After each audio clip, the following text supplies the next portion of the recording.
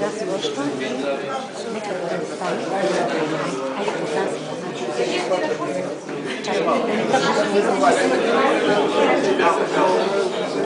Хайде на господина.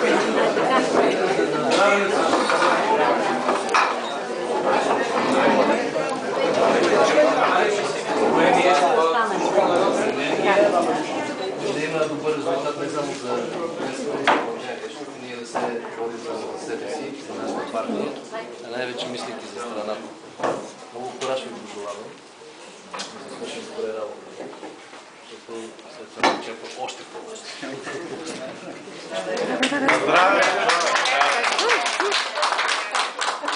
Мога и двете едновременно. Как е настроението при вас? Как го се? Добре. Започва ли да се събуждаме?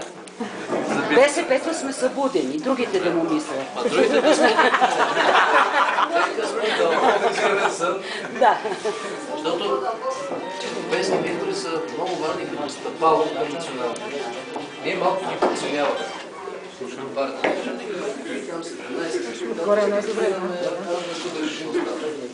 Обаче, особено сега, те са един месец разлика. Важна е енергията и знаете какъв ще се създаде от европейските избори. Защото ще ви припомня, 2007 ние ги загубихме с колко помните? 5000 гласа. Цялата страна. 5000 гласа. Просто от липса на вътрешна организация, мотивация на партията. А отделно 18 000 имаше комунистическата партия на Сашо Пълнов. Сега всички сме заедно. Цялата коалиция на България. И много важно да се постигне резултат, защото това ще даде тласък за следващите. А по последващите знаете какво ще се Няма да изпускаме. ще ги борим и ще ги приборим още, защото истината, че са просто не са качествени, не знам какво да правят с това. Нямат идея. И затова си заслужава да се крие. Иначе да беше нещо читаво, да кажеш, айде хубаво, ние свършихме работа, един мандат да починем. Да си представям, да ги гледам. Дори имаше един икономически дебат, ако сте го. Точно така, това беше и гвозде. От мен е... Сега каните на следващата. Сега каните на следващата. Бягата много бяга. Казали са му умни експерти чужденци, които работят за него, да не се връзват да бяга. Той бяга като дявол от премяна. Написал днес едно писмо обидно, как съм провален политик, не знам си какво. Ще покажа. Какво да пише друго?